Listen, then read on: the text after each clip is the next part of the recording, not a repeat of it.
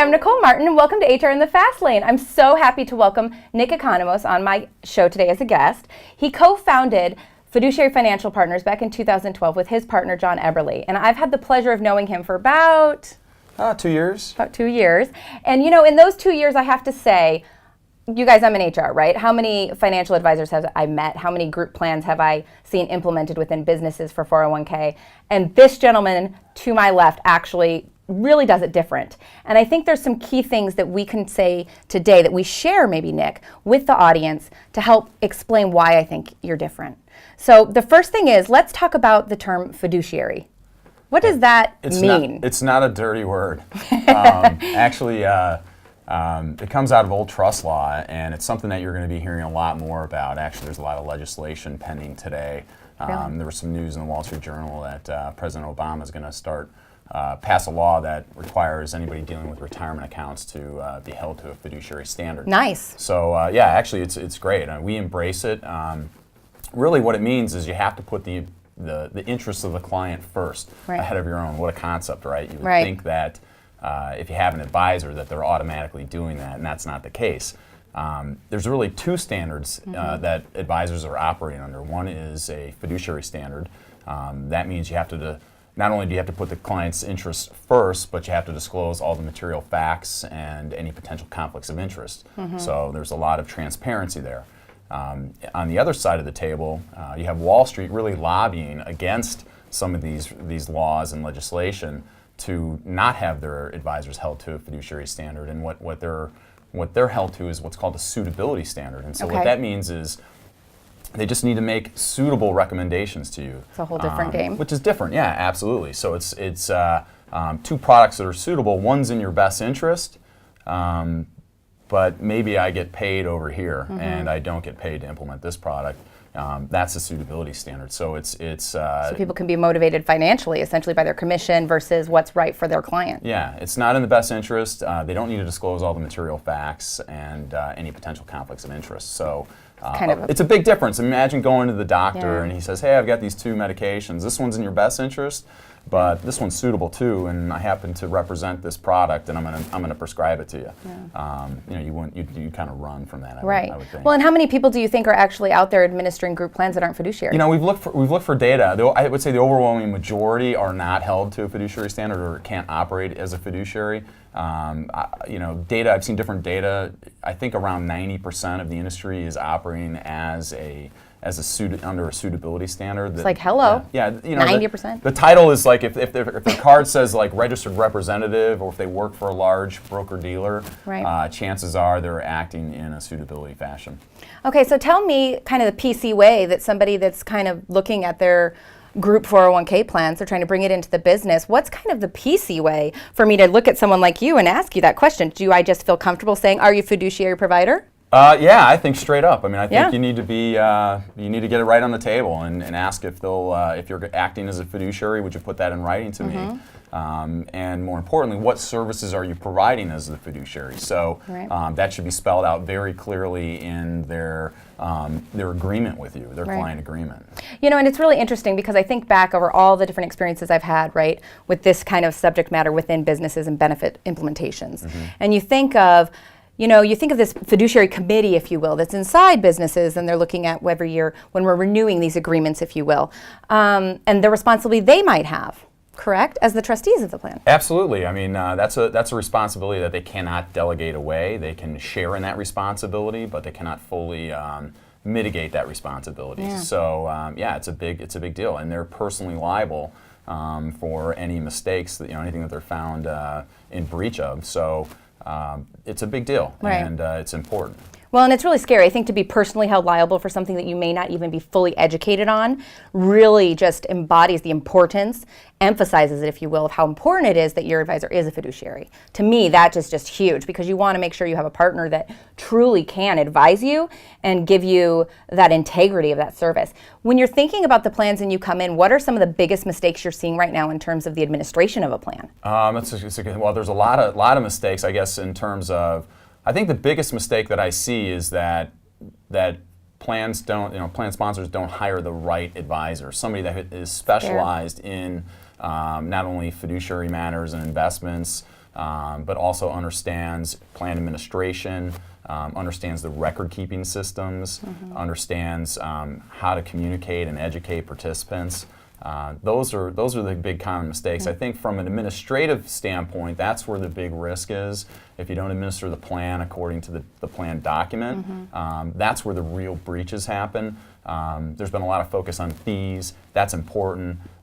You need to drive those fees down as low as you can in terms of the investments, but really the problem where people get into the trouble that people get into are not administering the plan, making late contributions, not administering the definitions of compensation properly with respect to maybe employer matching, letting people in and out of the plan at the wrong time. So those are some common mistakes that we see, and they can be fixed and addressed, but you need to be on top of that, and you need to be aware of it. Well, when you think of what you're trying to do in terms of, I want to back up, you mentioned financial education for the employees, and this is something that I've seen for a while. Some of the even biggest players in the industry offer financial education to the employees as a perk, if you will, when you're with them, so to speak. It's like an add-on. And when you're in-house human resources and you're working on administering these things, you're sitting there going, gosh, do we have to jump up and down and give away treats so that people take these tools? It's crazy. Right. You literally almost have to do that to get full utilization. And I want to know what your view is on that, and also how do you feel that financial education can be re-energized to actually get people engaged in planning for their retirement? Absolutely, that's a great question. I think what we find is that people know it's important to do the right things from a planning perspective. People have a lot of great intentions. The problem is we're so busy. We're overwhelmed with work. We're overwhelmed with our families. Yeah. We may have some issues going on financially, or caring for other family members today is a big issue. So we have, I think the other thing too, that the other big difficulty that participants have is there's a lot of misinformation. We kind of talk about the financial entertainment industry, CNBC, 24/7 breaking news.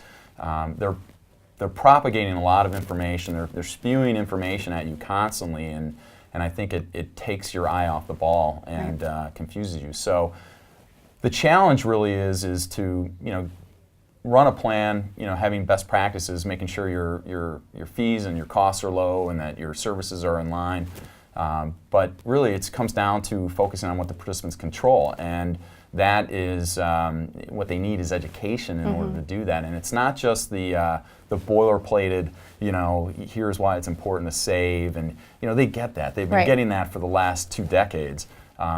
What's important is they need to understand budgeting. They need to understand behavioral biases that they have that are natural, that can cause problems with maybe their investment philosophy or their strategy. So there's a lot of variables at play there, but what we think is you used to have a pension manager, and really when you think about it, the participant was on autopilot. They didn't have to do anything. So the company was making the contributions. They were determining how much needed to be contributed in order to hit some actuarial numbers to produce a certain income at retirement.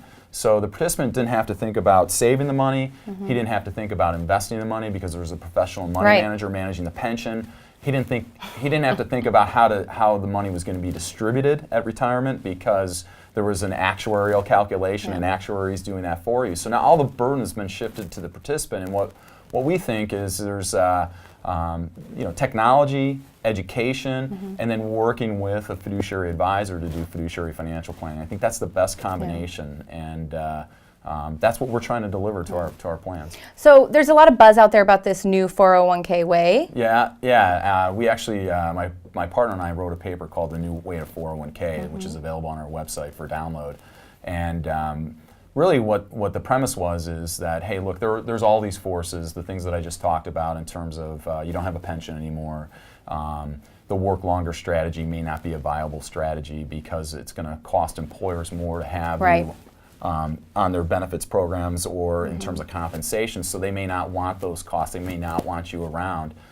So really you're responsible now, and there's a concept called a self-directed 401k account or self-directed brokerage window where what we think you can do is marry fiduciary planning, financial planning with the portfolio management through that self-directed 401k account. And so it's pairing up a participant with a good advisor and a menu of low-cost options.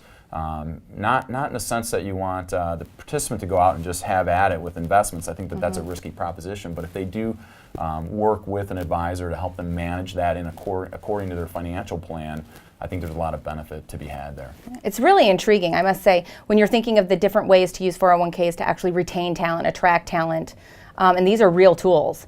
It's one of those things that I think this new proposition that you have in terms of how to integrate that is definitely something that would intrigue anyone who's trying to look at new ways to actually develop retention tools. Yeah, I think we always talk about the 4 R's, right?